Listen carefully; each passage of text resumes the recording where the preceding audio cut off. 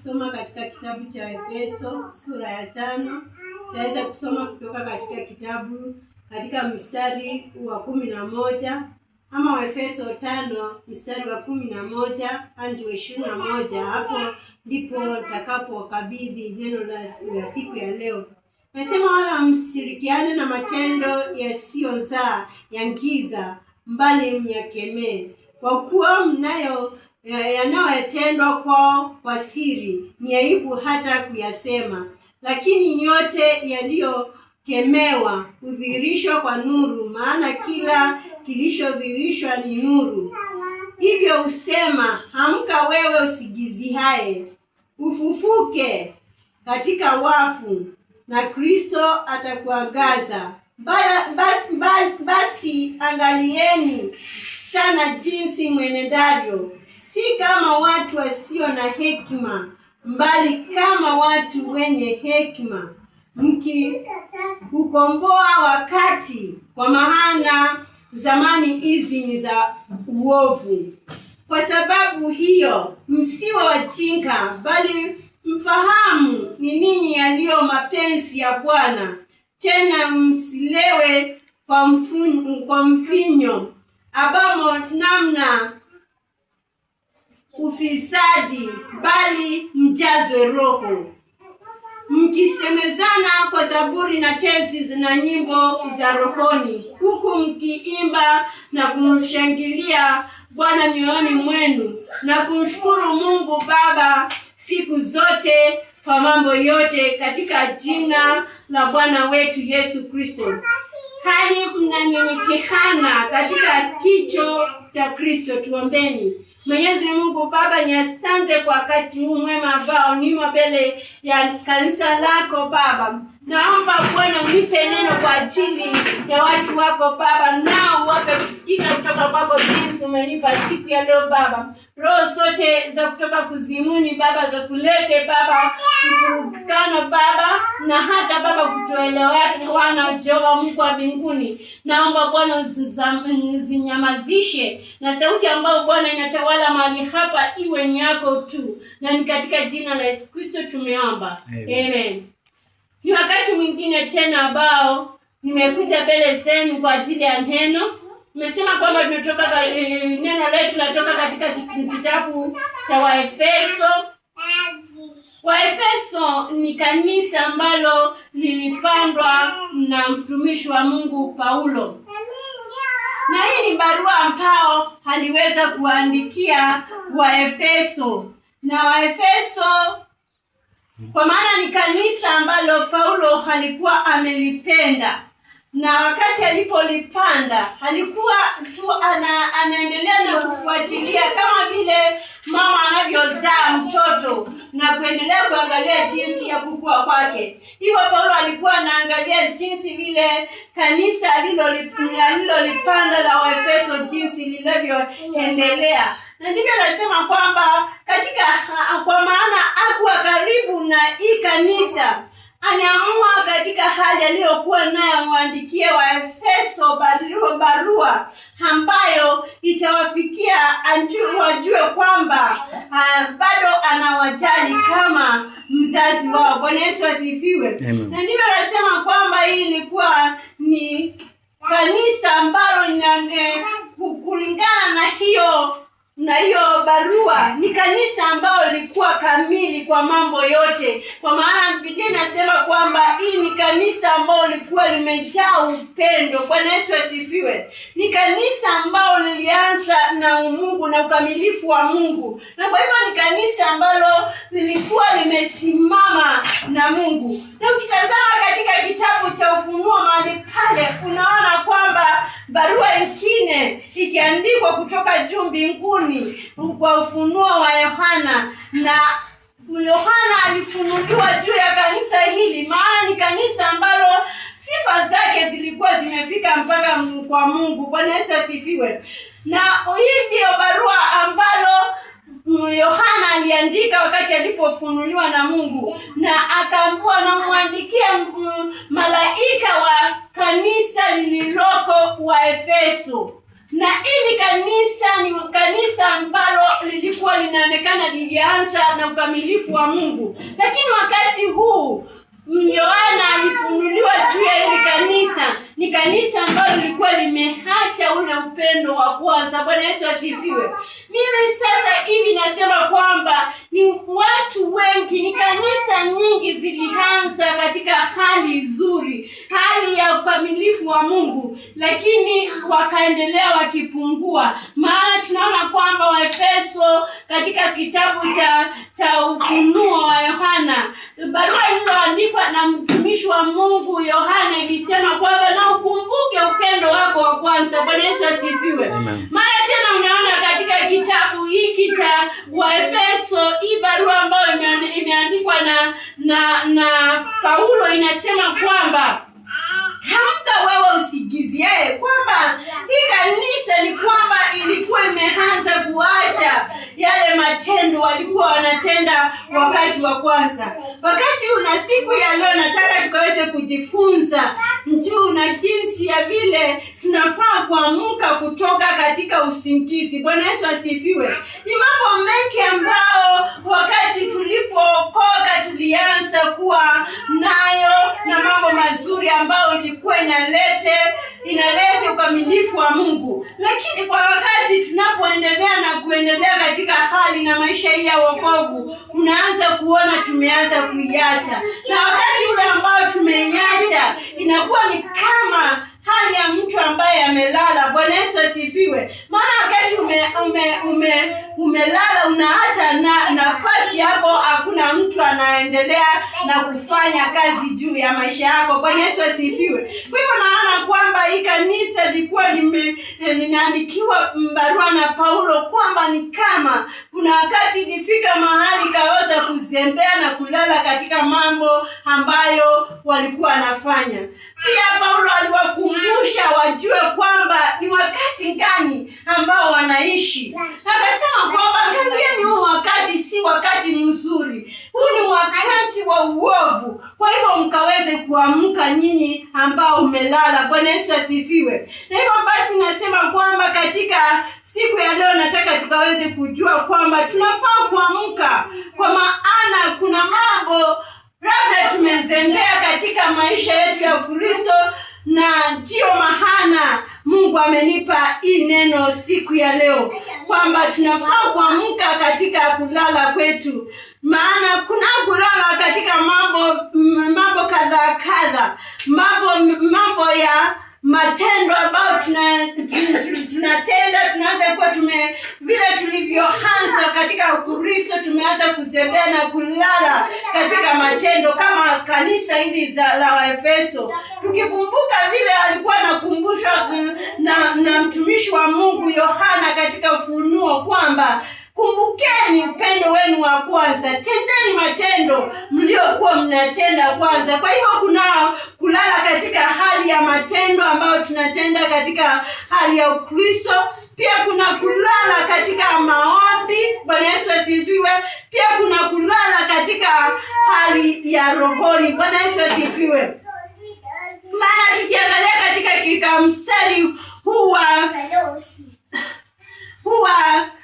12 nasema kwa huwa 11 unasema, Waefeso 5:11 inasema, wala msishirikiane na matendo yasiyozaa ya giza, bali yakemee. Bwana Yesu asifiwe. Hivyo ni hali ya kiroho inaonekana ilikuwa imeanza kuzimia mahali pale na kumeingia hali ya kulala. Na hivyo basi ndio nasema kwamba unaweza kulala katika matendo, unaweza kulala katika maombi na pia katika roho. Bwana Yesu asifiwe. Na ndio maana Paulo alisisitiza katika kanisa hivi na kusema kwamba amka wewe usigiziaye. Bwana Yesu asifiwe. Maana kuna vitu alivyoona kwamba vinaendelea katika kanisa hilo ambalo lilikuwa limeanza kuzimia polepole. Na njua kwamba matendo mtu akianza kuzimia polepole hatimaye unapata kwamba ameshajisahau, na ile hali inaweza kumfanya huyu mtu hata kulala usingizi kwamba asiweze kufanya kile anachoendelea na kufanya. Na hivyo basi ndio nasema kwamba siku ya leo nasema kwamba tuangalie sana katika maisha yetu ya Kikristo, tusije kuwa tumeanza kusigizia ama tumeanza kulala. Na ndio nasema kwamba Biblia inatuonya kwamba tuamke katika usingizi, tuamke katika kulala kwetu, tuamke mahali ambapo tunazembea, tuamke, kwa maana tunajua ni wakati gani ambao tunaishi. Kwa maana hili ndilo jambo ambalo tunafaa kujua. Katika matendo, kanisa hili la Waefeso lilianza mambo mazuri, na upendo wake ulikuwa umekamilika katika Mungu, na matendo aliyokuwa anatenda yalikuwa yanaonekana dhahiri kwamba yanampendeza Mungu. Na alipokuwa anaendelea na kuendelea, mambo yakaanza kuzimia, kama vile mwimbaji alisema, usianze katika roho, mwisho umalizie nini? Mwilini. Bwana Yesu asifiwe. Na hivyo ndio nasema kwamba tuangalie matendo tunayoyatenda katika maisha yetu ya Kristo, kama yale tuliyokuwa tunafanya mwanzoni ndio tunayoyatenda ama tumeanza kuzembea. Maana hata ni wengi sana wameanza wakiwa wanaonekana hali zao na maisha yao, wakionekana wako na ile moto ya kufanya mambo ya Mungu vizuri tena sana, lakini wakati huu wanaonekana wameanza kuzembea, wameanza kuzimia. Na ndio neno la Mungu linakumbusha sisi kwamba tunafaa kukaa macho, tunafaa kutoka katika usingizi, tunafaa kutoka katika hali hiyo ya kuzimia na kusinzia katika matendo yetu na kufanya matendo ambayo yanampendeza Mungu. Bwana Yesu asifiwe. Na ndio nasema kwamba siku ya leo ndio nasema kwamba yale ambayo tunatenda tuangalie haswa yale tuliokuwa tunatenda wakati ambao tumemjua Yesu Kristo, ama tulioanza maisha yetu na Kikristo. Haswa wakati ndio tunaendelea na kutenda, ama kuna mahali ambao tumeanza kuzimia. Maana inasema kwamba tusiweze kusahau kwamba ni wakati gani ambao tunaishi. Maana jinsi vile umeanza kuacha nafasi na kuanza kusizia, ndio unaanza kuacha nafasi ya yule mwovu kuingilia katika yale mambo ambayo unafanya. Bwana Yesu asifiwe. Kwa hivyo katika matendo yetu nasema kwamba tuangalie ni wapi ambapo tunasimia na tunasizia, kwa maana neno la Mungu linasema kwamba amka wewe usingiziaye. Bwana Yesu asifiwe. Na ujue ni wakati gani ambao unaishi, ni wakati ambao gani unaishi, kwa maana anasema kwamba jinsi vile unavyoenenda, enenda kama mtu mwenye hekima. Bwana Yesu asifiwe. Kwa maana unajua ni wakati gani unaoishi. Na wakati ambao mtu anasizia na kulala, wena matendo yake ama mambo yake yakabadilika kuwa ni mambo yasiyo yale aliyokuwa anatenda. Mimi nasema kwamba katika Ufunuo sura ya 2 unaona jinsi vile Mungu alivyomfunulia Yohana akiwa katika kisiwa Patimo. Akamwambia kwamba kumbusha hii kanisa la Waefeso, ni kanisa ambalo lilianza katika upendo lakini nimeuacha. Na akawakemea akawaambia, na nyinyi Waefeso, kumbukeni upendo wenu wa kwanza. Yatendeni matendo mliokuwa mnatenda kwanza. Kwa maana kuna nafasi ya Wakristo kufika mahali wakasizia, ikafika mahali Wakristo wakaanza kutenda matendo ambayo si yale ambayo walikuwa wanatenda kwanza. Kwa maana inawezekana kuwa walikuwa wanafanya matendo yanayompendeza Mungu na wanaanza kusizia na kuanza kuacha kutenda matendo ya giza. Bwana Yesu asifiwe. Na ndio maana Paulo aliwakumbusha katika barua yake kwamba amkeni nyinyi msigiziaye. Na pia naye Yohana akiwa katika kisiwa Patimo akaambiwa na Mungu kwamba hii kanisa la Waefeso kuna mahali wameanza kurudi nyuma, kuna mahali ambapo wameanza kuacha matendo mazuri. Wengine walikuwa waimbaji wakubwa kanisani, wamesizia. Wengine walikuwa na maufunuo mengi ambao walikuwa yanasaidia kanisa, lakini siku hizi wamesinzia. Wengine walikuwa watu ambao wanatumika katika mambo mazuri kanisani, lakini wamesizia. Hivyo basi neno la siku ya leo nasema kwamba amka wewe unayesizia, na ukajue kwamba huu ni wakati gani ambao unaishi. Bwana Yesu asifiwe. Kwa maana Mungu anatamani hao ambao wanasizia wakaweze kuamka na kuyatenda matendo ambao yanafaa. Yaani inaonekana hii kanisa ya Efeso ilikuwa kamili katika Mungu, maana inasemekana upendo wao, yaani walikuwa kamilifu, kwamba Mungu alikuwa anatarajia upendo wao ukaendelee hivyo hivyo. Na ndio aliwakemea mara ya kwanza katika barua ambayo iliandikwa na Paulo, tena akawakemea kwa ufunua wa Yohana aliofunuliwa akiwa katika kisiwa Patimo. Bwana Yesu asifiwe. Pia kulikuwa na kulala usikizi katika hali ya maombi, ambapo unajua kwamba sisi wa Kristo tunafaa kukaa macho katika hali ya maombi. Kumbuka Yesu Kristo akiongea na wanafunzi wake akawapa mfano ya wanawali 10 waliotwaa taa zao wakigonja bwana harusi. Na akasema kwamba 5 wao walikuwa wafumbavu na 5 wao walikuwa na hekima, na wale wenye hekima wakabeba taa zao zikiwa na mafuta, na wale wafumbavu taa zao zikawa hazina mafuta. Na hiyo hali wakaweza kusinzia, wakalala usingizi. Na usiku wa manane inasema kwamba na sauti ya vigelegele ikasikika ikisema kwamba bwana harusi anakuja, na watu wakaamka ili kumlaki bwana harusi. Na mwisho inasema kwamba na tukae macho, kwa maana hatujui wakati. Bwana Yesu asifiwe. Wengi ambao katika maisha ya Kristo wamesizia katika hali ya maombi, ambao ni nguzo kuu kwetu sisi wa Kristo. Maombi ni nguzo kuu katika kanisa.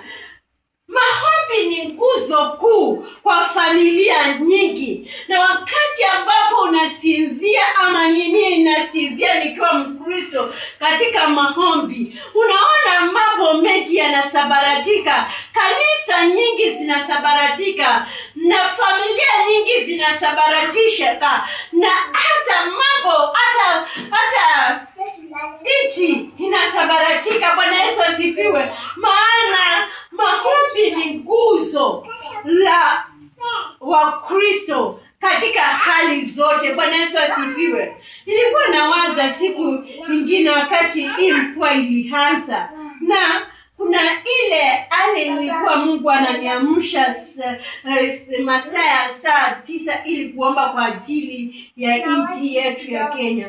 Na kuna ombi ambao alikuwa ananipea kila wakati nafikiria, na aliomba mbele za Mungu kwamba Mungu, zuia hii nchi yetu kwa mafuriko na hata kwa hali ya ukame. Na sasa wakati mafuriko yalivyoingia na kuwa miki, nikaona ni wakati mgani niliacha kuomba hii maombi. Nikaona nilisizia mahali pale, na nikawa na hisi kuna mahali ambapo niliweza kusizia. Bwana Yesu asifiwe.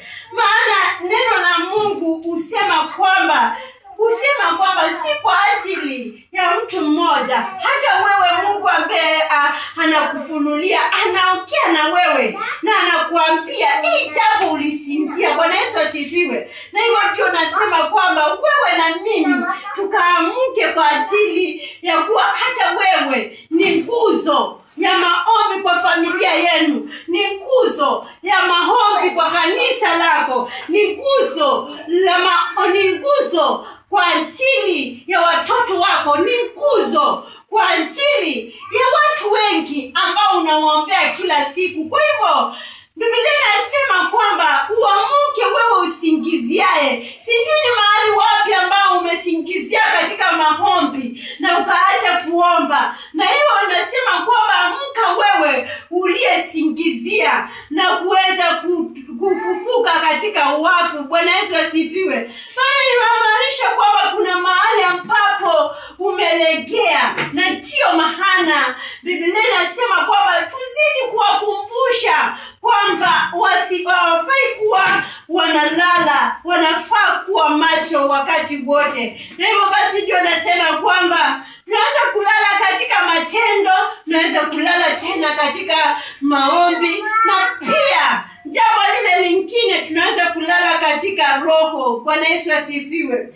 Maana Roho Mtakatifu tupa Mungu wakati tunapookoka, anafaa kuwa wakati wote ako huru. Ndio Wathesalonika inasema kwamba na usimzime roho. Bwana Yesu asifiwe. Kwa maana ni moto wakao kila wakati katika yeyote ambaye ameokoka. Na ndio nasema kwamba wakati unapolala unazima ile moto ya Roho Mtakatifu. Bwana Yesu asifiwe. Na ikiwa ni kuna matunda ya Roho uliyokuwa unazaa, kama vile tunavyosoma katika kitabu cha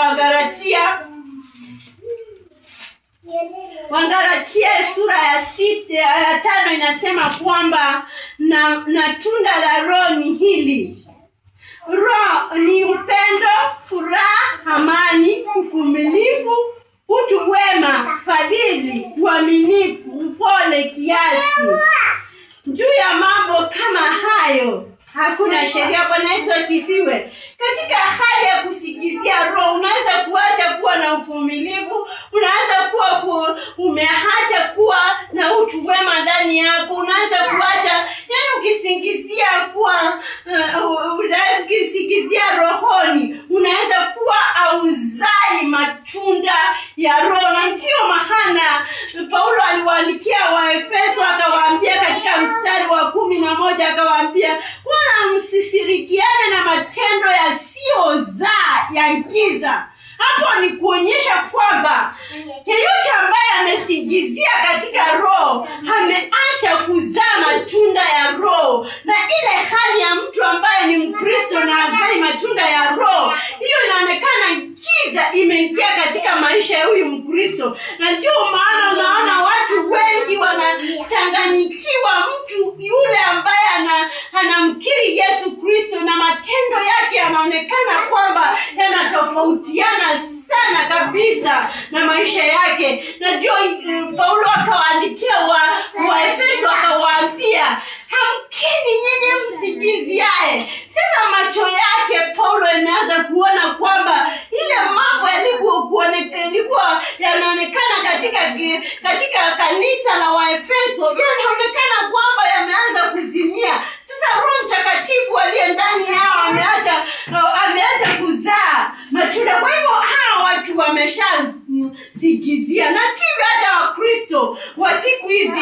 tulivyo. Unaona kwamba matunda ya Roho yameanza kuacha kutokea katika maisha yetu. Na ndio Paulo akawaambia, na mwachane na haya matendo ya giza yasiyozaa. Yaani matendo ya giza ambao hayazai na yana matunda. Kwa maana mtu akiwa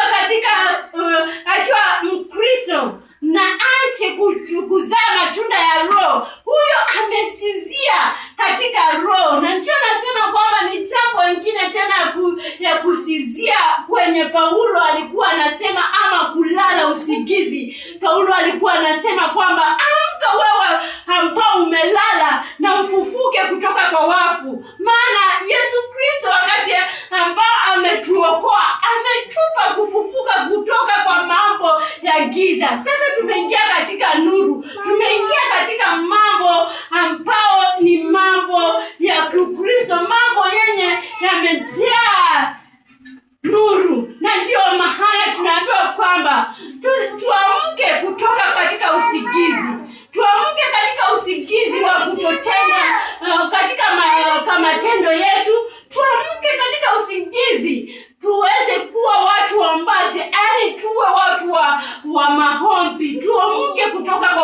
usingizi tuwe watu wa maombi, na tuamke kutoka katika usingizi tuwe tunatembea katika Roho. Bwana Yesu asifiwe, ili tuzae matunda ya Roho. Bwana Yesu asifiwe. Na ndio nasema kwamba ni dhahiri kwamba kanisa hili la Efeso nasema kwamba macho yao ama barua hili ambayo limeandikwa liliandikwa na mtumishi wa Mungu kwa hii kanisa, ni kanisa ambalo lilikuwa linaonekana kwamba limeingia giza, limeingia ujinga, limeingia na hata kulala usingizi. Na pia nasema kwamba na mtumishi wa Mungu pia Yohana akiwa katika kisiwa Patimo akaonyeshwa juu ya hii kanisa, akaambiwa ni kanisa ambao limeacha kabisa upendo wao wa kwanza. Bwana Yesu asifiwe. Akaambiwa sasa rudieni upendo wenu wa kwanza.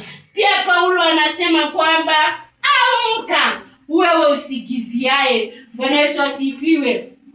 Maana ukilala katika matendo yako kama Mkristo, kanisa linakuhitaji.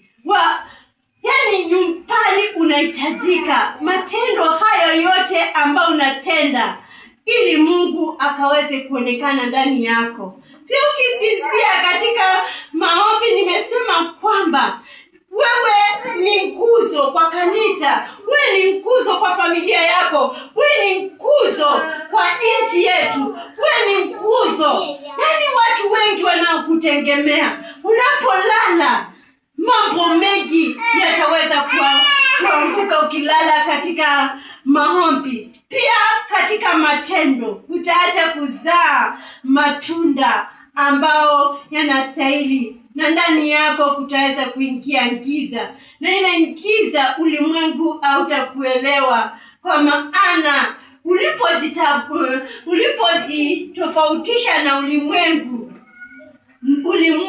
ulielewa. Na wakati unaporudi katika hali yako ya zamani, ulimwengu hautakuelewa, na ndipo utaona watu wengi wakiuliza, huyu ni mtu ambaye anaenda kanisa, anafanya matendo kama haya. Kwa hivyo amka wewe uliyelala, na ukaweze kutenda matendo ambayo yanafaa kwa Mungu, na ukaweze kuamka kutoka kwa usingizi na ukaingie katika hali ya maombi, na pia ukaweze kuzaa matunda ya rohoni. Bwana Yesu asifiwe. Na hivyo ndivyo nasema kwamba tuamke wale waliolala. Na ili jambo Paulo aliweza kusema kwamba ujue ni wakati gani hasa unaoishi. Ikiwa unaelewa ni wakati gani unapoishi, hautaweza kukaa katika hali ya kulala, kwa maana ni wakati wa uovu. Na alisema tena na mtumishi wa Mungu Timotheo, akimwandikia barua katika Timotheo wa pili sura ya 3 mstari wa 1, ukasema walakini mjue hizi ni nyakati za mwisho, nyakati za hatari.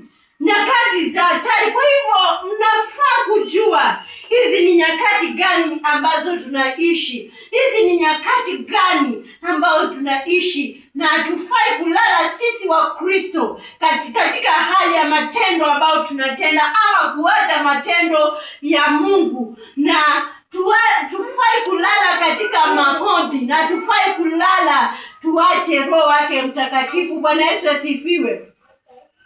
Nikizidishia maneno haya ya kulala usingizi, jua kwamba mtu ambaye amelala inaonekana kwamba kuna mambo mengi ameacha kutenda. Kwa maana wewe ukiwa katika usingizi, huwa ujielewi, mwili wako ujielewi, umejisahau kabisa.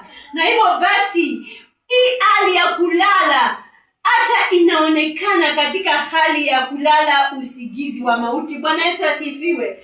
Na ndipo nasema kwamba tusiweze kukaa kama watu ambao wamekufa ndani ya Mungu. ile hali tulijitambulisha kwamba sisi tumeokoka, sisi ni watu wa Mungu, sisi ni watu ambao tunatembea na Mungu. Na ndipo nasema kwamba akianza hii sura ya 5 wa Efeso, Paulo akiwaandikia watu kanisa la Waefeso, alisema hivyo mfuateni Mungu. Hili ni jambo pia tunafaa kuangalia sana wakati tuko katika maisha yetu ya Ukristo. Tumfuate Mungu, na tutoke katika usikizi. Maana ametaja kwamba usikizi huu unaingiza Wakristo katika hali ya kukaa katika hali ya giza, na akatambulisha kwamba ni katika kukaa katika hali ya kuwa wajinga, watu wasio na hekima.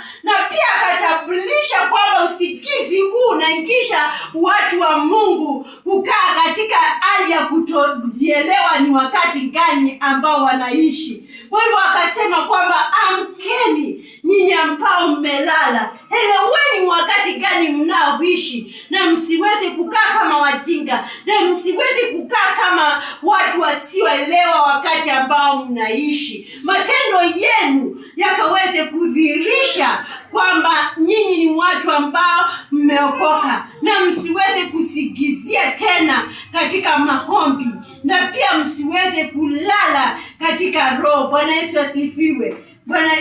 Hivyo basi nasema kwamba kanisa tuelewe kwamba ili kanisa la Waefeso naweza kuwa kwamba ni sisi ambao tumekaa katika maisha ambao walikuwa wameishi, wakakemewa na mtumishi wa Mungu Paulo katika barua ya Waefeso, na pia wakaweza kukemewa na mtumishi wa Mungu Yohana akiwa katika kisiwa Patimo. Akasema rudieni upendo wenu wa kwanza. Maana hii kanisa ambao liko na wewe uko katika Yesu Kristo, unahesabika uko katika Yesu Kristo. Maana bado anakupenda, anakukemea, anakuambia wewe ambao ulikuwa unatenda matendo mazuri katika kanisa, uimbaji, unafanya kazi ya Mungu ukiwa umejitoa, lakini umesigizia.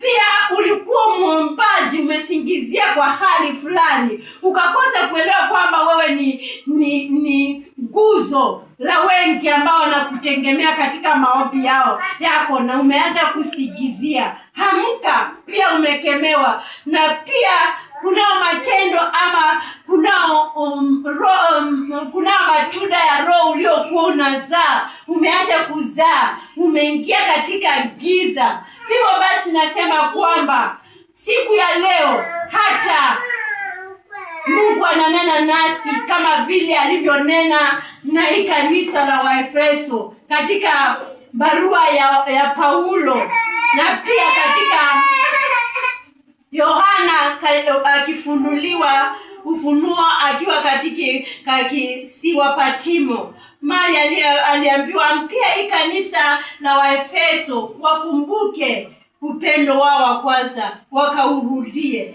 Ni mahali wapi ambao umesinzia?